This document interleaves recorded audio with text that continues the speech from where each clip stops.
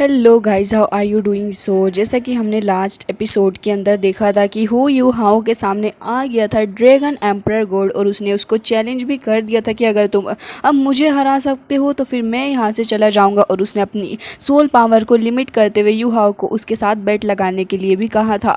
You how मजबूर हो गया था क्योंकि अगर वो ऐसा ना करता तो शायद से उसके डीन के ऊपर अटैक हो सकता था, जिसके चलते युवा इस चीज़ के लिए एग्री कर जाता है। इसी के साथ इस एपिसोड की स्टार्ट होती है और हमें देखने के लिए मिलता है कि युवा एक काफ़ी बड़े से स्टोन के ऊपर आके खड़ा हो गया था, जहाँ पर वो अपनी सोल पावर को रिलीज़ कर रहा होता है। और हमें देखने के लिए मिलता है कि उसकी बॉडी के अंदर से एक्सट्रीम एनर्जी बाहर की तरफ को निकल रही थी, जिसको देखने के बाद तो यहाँ पर वो ड्रैगन एम्परर गोड कहने लग जाता है कि इस लड़के ने तो कल्टीवेट कर रखा है अपने स्टेट ऑफ यूनिटी को भी, साथ ही इसने मैन एंड नेचर के बीच के इस सारी चीज़ों को बहुत ही अच्छे से समझ लिया है। तभी हमें देखने के लिए मिलता है कि युहाओ के अंदर से बहुत ही सारी एनर्जी बाहर की तरफ को निकल रही थी। साथ ही वो ये भी कह रहे होते हैं कि इसने बहुत ही अच्छे एफर्ट्स इसके अंदर डाले हैं। तभी युहाओ की थर्ड आई भी वहाँ पर ओपन हो जाती है और हमें देखने के लिए मिलता है कि युहाओ काफ़ी ज़्यादा पावरफुल अटैक कर देता है अपने ड्रैगन्स के थ्रू, जहाँ पर यहाँ पर हमें देखने के लिए मिलता है कि स्काई से एक बहुत ही ज़्यादा पावरफुल स्पिरिचुअल फिस्ट बाहर की तरफ को आ रहा था।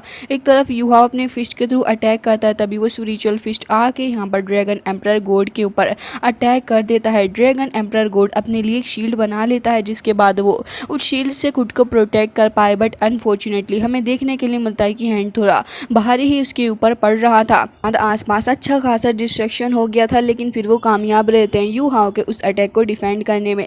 अब यहाँ पे डीन भी खड़े हुए थे और लिंगर भी खड़ी हुई यही देख रही होती है कि यू हाउ अपने फर्स्ट मूव के अंदर तो कामयाब नहीं रहा, मतलब कि अब बस उसके पास दो ही मूव्स हैं अटैक करने के लिए। बट यू हाउ अभी भी हार नहीं मान रहा होता, बल्कि यू हाउ और भी ज़्यादा मोटिवेटेड हो गया था। और तब वो देखने लग जाता है ड्रैगन एम्परर गोड की तरफ को। ड्रैगन एम्परर गोड उसे कहता है कि बहुत ही अच्छे, तुमने अच्छा किया, लेकिन अभी भी तुम्हारे पास में 2 चांस और बचे हैं, चलो ट्राई कर लो। एक तरीके से वो उसे ह्यूमिलिएट कर रहे थे और वो ये दिखाना चाह रहे होते हैं कि देखो मैं अभी भी तुमसे सुपीरियर हूँ, इवन मैंने अपने लेवल भी तुम्हारी तरह कर लिए। लेकिन तभी यहाँ पर एंट्री हो जाती हमारी छोटी सी आइस गर्ल की, और हमें देखने के लिए मिलता है कि वो यहाँ पे अपने पाम को एक्टिवेट करती है। यूहा भी उसका साथ देता है, जिसके बाद दोनों ही अपनी पावर का इस्तेमाल करते हुए बहुत ही ज़्यादा शानदार पाम शाउटिंग अटैक करते हैं, जिससे कि हमें देखने के लिए मिलता है कि यहाँ पर एक शील्ड अपीयर कर लेता है ये ड्रैगन एम्परर गोड, क्योंकि अब उसे पता था कि ये जो अटैक होने वाला है वो यकीनन बहुत ही ज़्यादा स्ट्रॉन्ग अटैक होगा। यूहाओ ने अपनी पूरी पावर का इस्तेमाल कर लिया था और वो अभी भी अपनी पूरी जान लगा रहा होता है कि कैसे तो करके इस ड्रैगन एम्परर गोड को पीछे हटाया जा सके। लेकिन गाइस अनफॉर्चुनेटली अभी भी वो ऐसा करने में नाकामयाब रहता, इवन उसके मुंह से ब्लड भी निकलने लगा था। हालांकि पीछे को हटते हटते वो एक बार फिर से शूट कर देता है, जिसके बाद आसपास काफ़ी बड़ा सा आइस ब्लास्ट होता है और इस आइस ब्लास्ट से यहाँ पर आसपास सारी की सारी चीज़ें पीछे को हटने लग गई थी। इवन ये बंदा ज़ैनपेंग ये भी यूहाओ की इस पावर को देखने के बाद कह रहा था कि वाकई इस लड़के के पास में तो अच्छी स्किल्स हैं, और वो खुद भी शौक हो गया था कि यूहाओ इतनी ज़्यादा पावर अपने अंदर कंटेन कर सकता है। जिसके बाद हमें देखने के लिए मिलता है कि डीन भी यूहाओ की इस पावर को देखने के बाद शौक ही हो गए थे और अब लिंगर से कहने लग जाते हैं कि अब जब ये बैटल ख़त्म हो जाए तो उसके बाद ही मेक श्योर करना कि यूहाओ को श्रेक अकेडमी वापस भेज दिया जाए, भले ही मेरी लाइफ को ख़तरे में क्यों न डाल दे। लिंगर उनकी बात सुन के थोड़े शौक में आ गई थी। हालांकि दूसरी तरफ हमें देखने के लिए मिलता है कि ड्रैगन एम्परर गोड की वो जो लेग थी वो धीरे धीरे करके फ्रीज होने लग गई थी। हालांकि वो तुरंत ही उस आइस को अपनी बॉडी के पास से हटाते हैं। यूहाओ के मुंह से ढेर सारा ब्लड निकलने लगा था, मतलब कि अब वो इंटरनली भी बहुत ही ज़्यादा इंजर्ड हो चुका है, लेकिन अभी स्टिल उसके पास एक चांस बचा हुआ था। और ऐसा ही ड्रैगन एम्परर गोड उसको कहता है कि अभी तुम्हारे पास एक चांस और बचा हुआ है, चाहे तो ट्राई करके देख लो। जिसके बाद हमें देखने के लिए मिलता है कि अब यहाँ पर हमारी आइस गर्ल और साथ ही अपना यूहाओ दोनों ही मिलके फ्यूजन टेक्निक का इस्तेमाल करते हैं, जिससे कि अब ये जो नन्ही सी लड़की थी वो आके अपने यूहाओ की बॉडी के साथ फ्यूजन टेक्निक का इस्तेमाल करते हुए पूरे तरीके से अपनी पावर का सपोर्ट यूहाओ को दे रही थी। और हमें देखने के लिए मिलता है कि इस फ्यूजन को करने के बाद यूहाओ के जो हेयर थे वो भी अब आइस हेयर की तरह लग रहे होते हैं। जिसके बाद हम देखते हैं कि बहुत ही ज़्यादा ह्यूज सोड को वो फॉर्म करता है और उसके बाद यहाँ पर सारे ही लोग उसको देखकर हैरान थे। इवन इस बार तो ड्रैगन एम्परर गोड का भी मुंह खुला का खुला रह गया था, क्योंकि उसे अंदाज़ा नहीं था कि युहाओ ऐसा कुछ भी कर सकता है। जिसके बाद हम देखते हैं कि वो पिंश वू शेंग नाम की टेक्निक का इस्तेमाल करते हुए तुरंत ही आगे बढ़ा देता है अपनी उस सोर्ड को और हमें देखने के लिए मिलता है कि वो सोर्ड बहुत ही तेज़ी के साथ आगे बढ़ रही थी। अब यहाँ पर ड्रैगन एम्परर गोड, जिसकी हालत थोड़ी ख़राब नज़र आ रही थी, वो तुरंत ही अपने हाथ का इस्तेमाल करते हुए उस सोर्ड को रोकने की कोशिश करता है। हालांकि तभी इस चीज़ को देखने के बाद तो डीन खुद भी हैरान थे और यही कह रहे थे कि इनक्रेडिबल।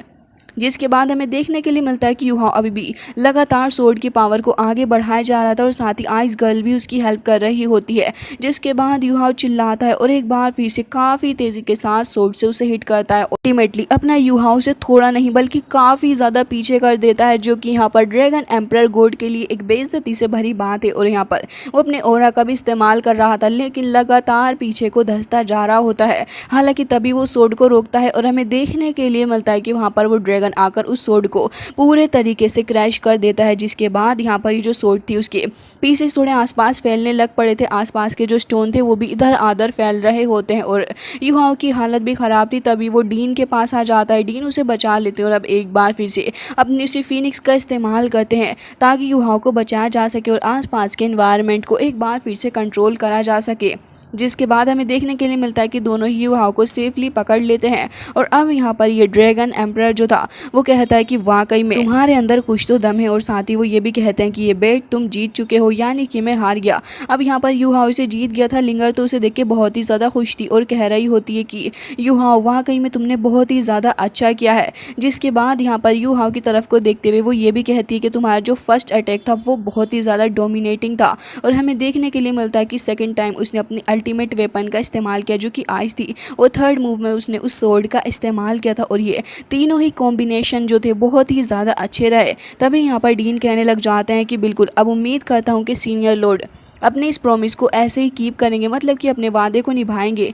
जिसके बाद यूहाओ अभी भी खुद को समझाने की कोशिश कर रहा था कि सब कुछ ठीक है। हालांकि वो वाकई बहुत ही ज़्यादा इंजर्ड हो गया है, लेकिन तभी यहाँ पर वो कहता है कि उम्मीद करता हूँ कि अब आप दोनों भी ठीक होंगे। और साथ ही अब इस ड्रैगन की तरफ को देखने लग गया था।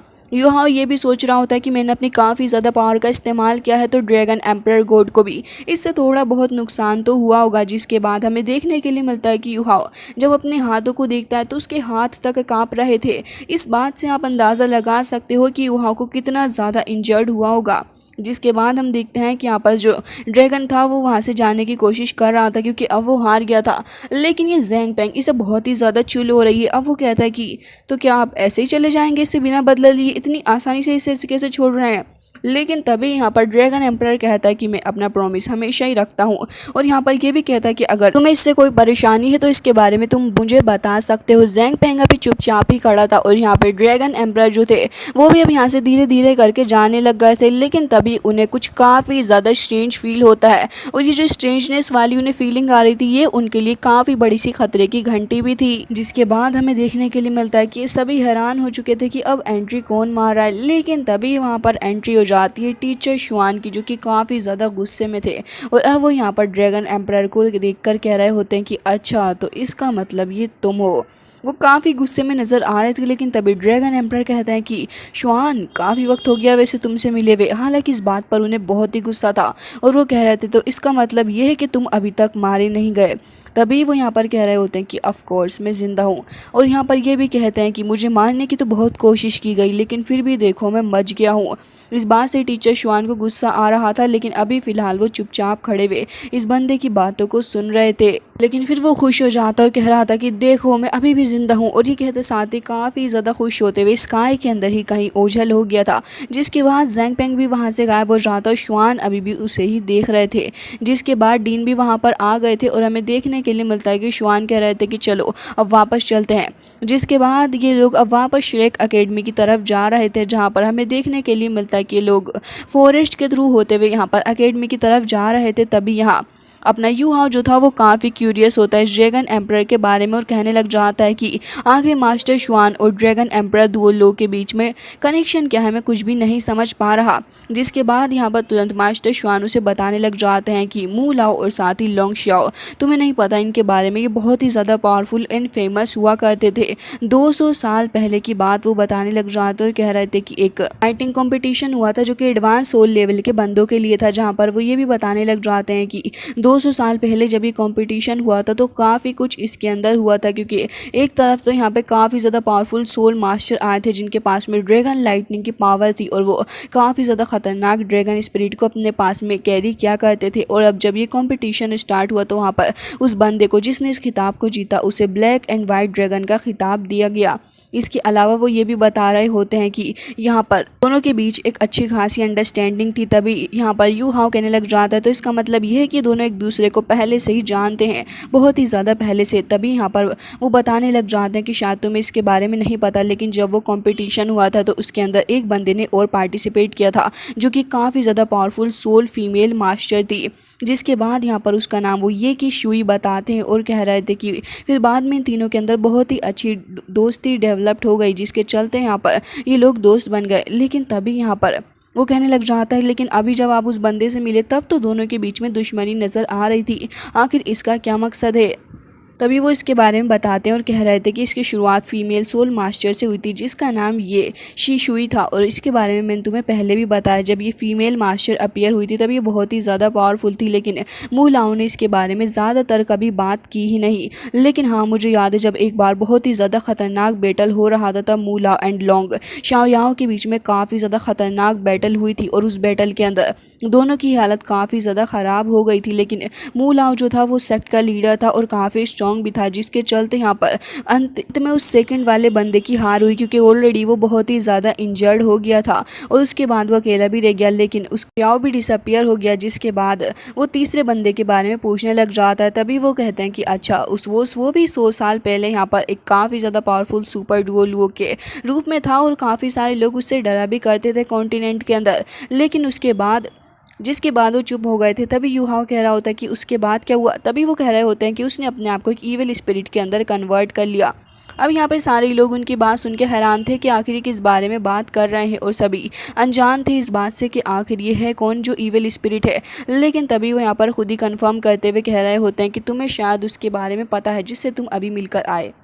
हालांकि इसके बाद इस बात को ख़त्म कर दिया जाता है और हमें देखने के लिए मिलता है कि अपना यू हाओ उसके सामने उसकी श्रेक एकेडमी आ चुकी थी और अपनी प्यारी एकेडमी को देखने के बाद वो बहुत ही ज़्यादा खुश भी हो रहा था। और यहाँ पर भी वो कहते हैं कि टेम्परेरी तुम्हारे स्टे के लिए हमने कुछ नहीं सोचा है, फ़िलहाल तो तुम ऐसे ही मैनेज कर लेना, क्योंकि अभी फ़िलहाल बाकी सारे लोग जो हैं वो पोजीडोन पवेलियन में लगे रहेंगे और उसके बाद फिर हम तुम्हारा अरेंजमेंट कर देंगे जैसे ही कार्यक्रम ख़त्म हो जाएगा। जिसके बाद यू हाओ कहता है कि आखिर किस तरीके की बात कर रहे हैं आप, मतलब कि कौन सा कार्यक्रम।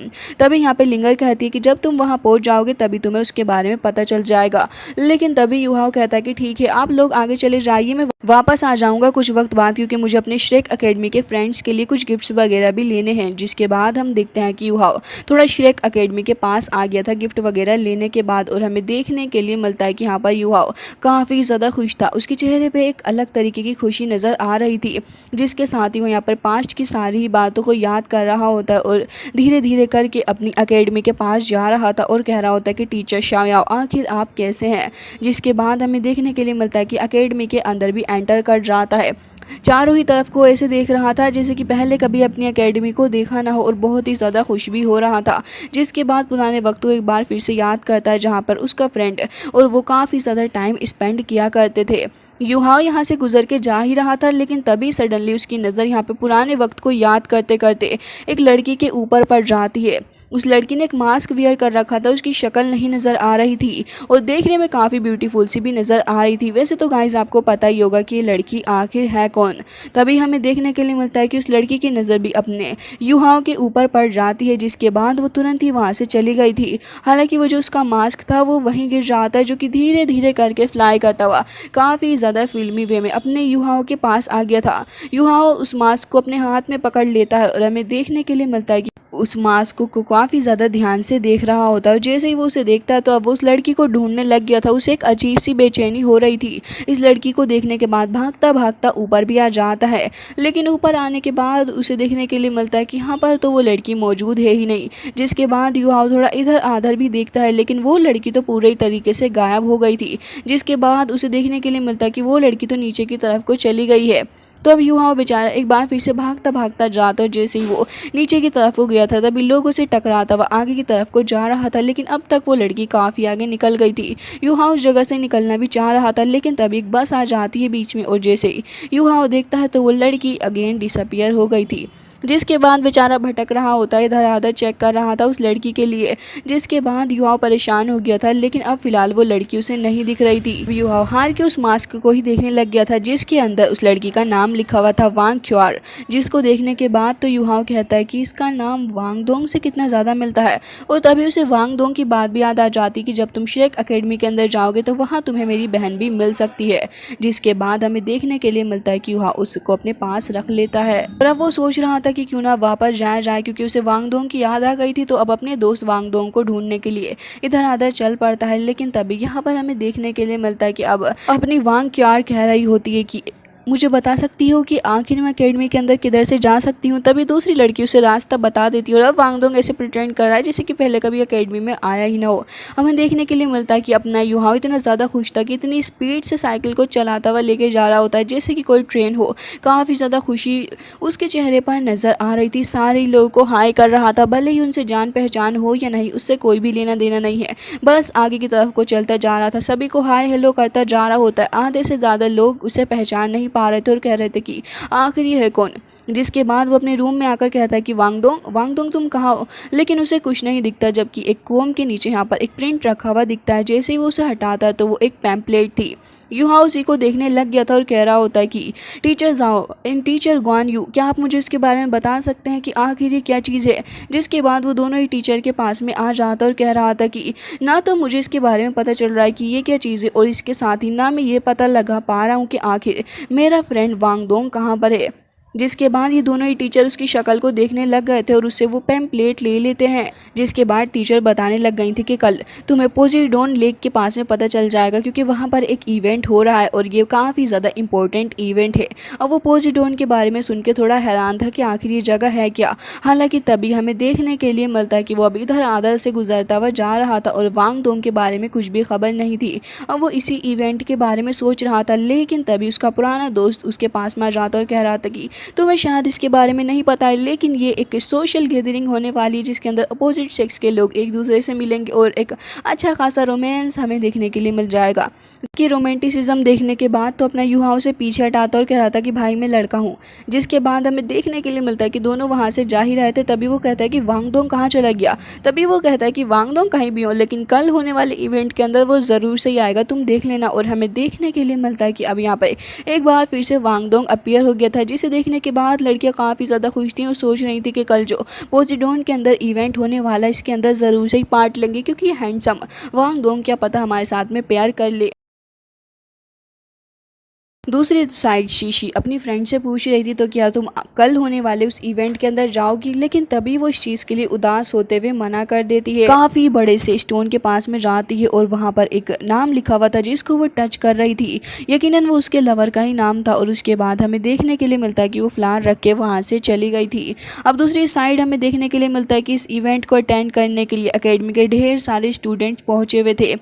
सभी काफ़ी ज़्यादा एक्साइटेड नज़र आ रहे होते हैं इस इवेंट के लिए और सभी से ज्वाइन करना चाह रहे थे। जिसके बाद हम देखते हैं कि सारे स्टूडेंट्स धीरे धीरे एक एक करके यहाँ पर आ रहे थे। उसके बाद हमें देखने के लिए मिलता है कि यहाँ पर धीरे धीरे करके इस इवेंट को पूरे तरीके से ऑर्गेनाइज कर दिया गया था, जहाँ पर अब ये इवेंट स्टार्ट होता है। ढेर सारे लड़के कुछ फ्लावर्स के ऊपर खड़े हुए थे और वो यहाँ पर अपनी फीमेल पार्टनर्स का इंतज़ार कर रहे होते हैं। लड़के यहाँ पर काफ़ी ज़्यादा टशन दिखा रहे थे। तभी युहाओ कहने लग जाता है कि वांगडोंग कहाँ है। तभी उसका भाई कहता है कि यहीं कहीं होगा, तुम इतना ज़्यादा परेशान क्यों हो रहे हो। जिसके बाद वो तुरंत ही उसे धक्का दे देता है और उसके बाद यहाँ पर तुरंत ही युहाओ उसके पास आके खड़ा हो गया था। जिसके बाद काइटो भी यहाँ पर मौजूद था और काइटो कह रहा था कि मैं भी यहाँ पर किसी का इंतज़ार कर रहा हूँ। जिसके बाद यहाँ पर ये सब खड़े हो चुके थे, लेकिन अब दूसरी साइड से भी लोटस अपीयर होना स्टार्ट होते हैं, जहाँ पर एक लड़की लोटस के ऊपर डांस कर रही थी। और जैसे बाकी सारे लोटस वहाँ अपीयर होते हैं तभी सारी लड़कियाँ उसके अंदर डांस कर रही होती हैं। बहुत ही अच्छा सुंदर डांस वो लड़कियाँ कर रही थी।